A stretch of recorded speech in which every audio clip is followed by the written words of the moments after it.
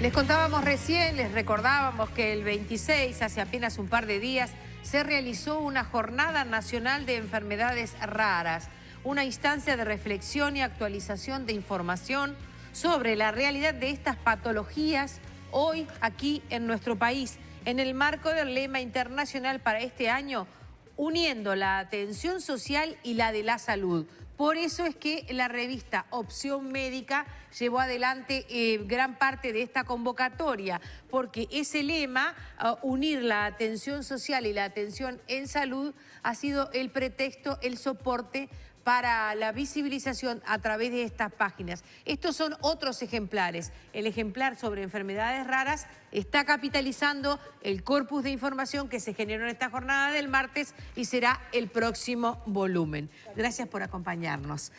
Hablando de la revista Opción Médica, está su directora, Karina Verdis. Gracias por estar con nosotros. Gracias a ustedes por la invitación.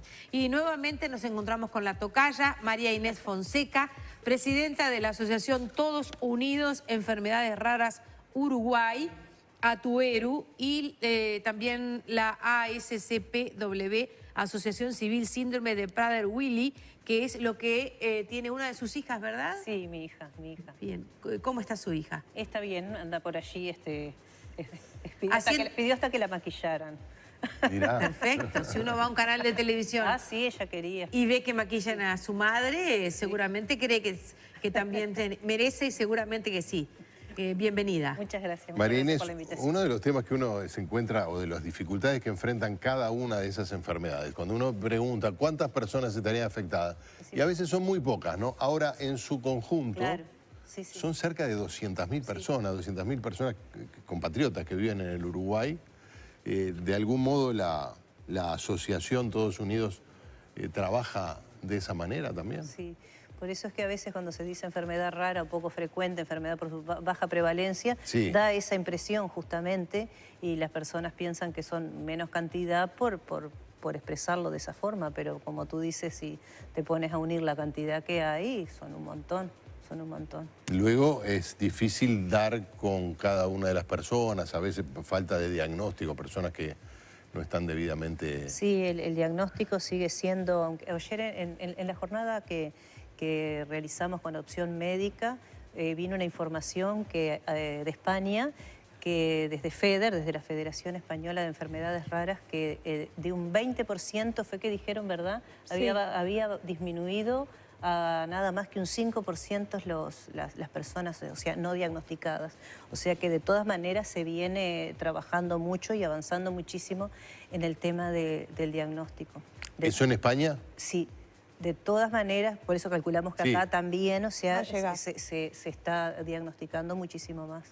Pero sin duda alguna que sigue siendo un problema porque muchas de ellas llevan entre 5 y 10 años para su diagnóstico. 5 y 10 años. Puede llevar desde 5 a 10 ¿Pero años. eso por razones clínicas, patológicas o porque el sistema de salud... Porque es difícil. Es difícil. Es difícil el diagnóstico. La persona bueno, tiene un periplo de un montón de años hasta llegar a su diagnóstico. Y una vez que sabe lo que tiene, aparece el otro periplo que es ¿qué hago? ¿A dónde voy?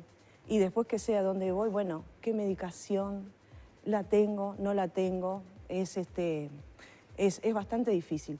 Y bueno, no sé si estoy equivocada, pero una cosa es las cifras que nosotros conocemos, pero hay muchísimos más personas que tienen enfermedades Por eso, raras cuando hablamos de que no 200.000 sabemos. personas, es las que tienen pesquisadas, diagnosticadas. O sea que Se hay... sabe Debe haber muchas muchas más. más para ¿Cuáles son las diagnosticar. patologías más frecuentes, María Inés? Lo que pasa es que si hablamos de 7.000 es difícil decir cuáles son las más frecuentes. ¿7.000 pero qué? 7.000 enfermedades raras. Qué locura, Calculan 7.000 y las que se siguen descubriendo. Sí. Y No, con respecto, aquí en discúlpame, Uruguay, que se conozca. también a lo del diagnóstico, de todas formas, una de las problemáticas que dificulta es justamente que al ser una enfermedad poco frecuente, también los médicos se ven enfrentados de pronto a una cantidad de sintomatologías nuevas que también los lleva a veces a la demora de descubrir qué es lo que realmente es, porque de pronto puede ser, al ser poco frecuente, algo nuevo. En Uruguay no tenemos cifras, lamentablemente.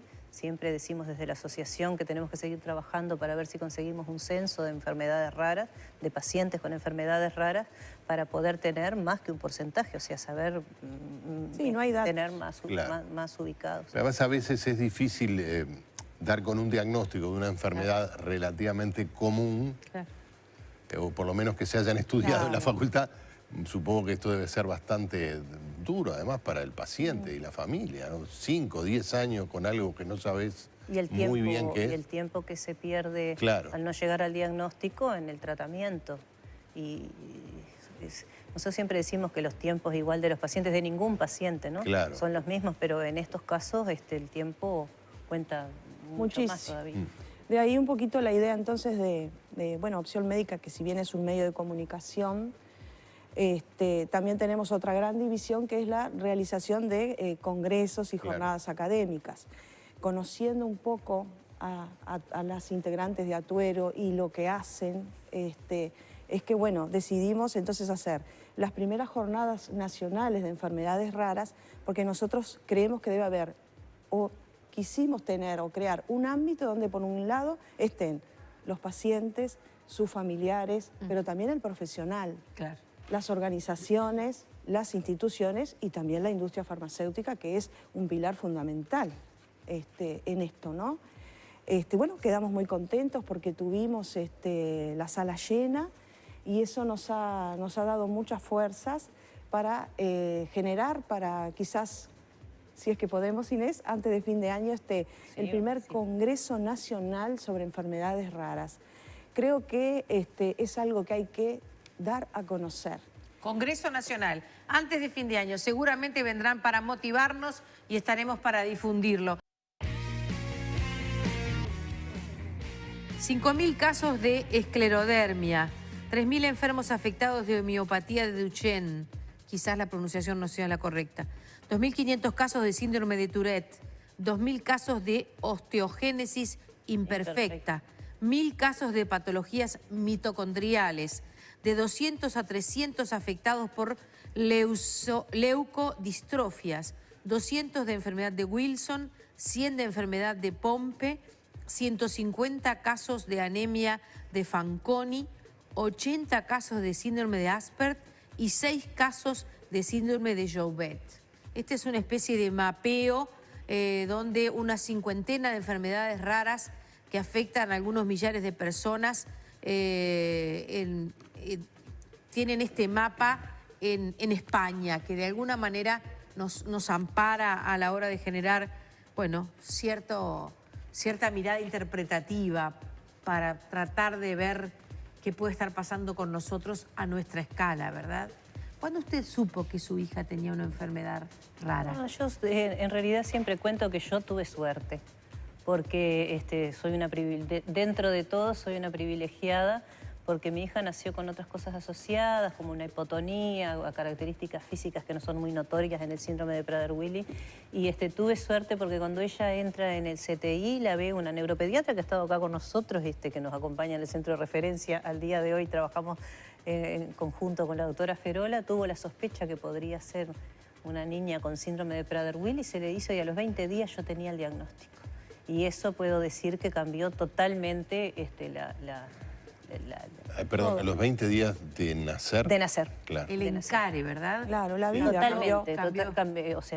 cambió totalmente la vida, porque en general el síndrome de Prader-Willi en una primera instancia tiene mucha hipotonía muscular, son muy blanditos, les cuesta comer, les cuesta moverse. Entonces eso se va, como lo que hablábamos del diagnóstico, que se va tratando la sintomatología y entonces de pronto hace fisioterapia, se empieza a recuperar, empieza como a adquirir determinadas capacidades y parece que va saliendo de determinado cuadro. La causa de fondo. Y después, como una de las características principales que tienen es que no tienen control de la saciedad, ellos son como si fueran adictos a la comida, realmente no tienen control de la saciedad, empiezan vorazmente a comer y a adquirir un peso que después no se les puede parar. encontrar acompañado un retraso madurativo, a un retraso intelectual que puede ser medio o severo, se empiezan a sumar otras cosas. Entonces, si el diagnóstico no hubiese sido tan temprano, cuando empiezan a darse esa cantidad de síntomas que puedan ser después de los 5 o 6 años o un poquito más, ya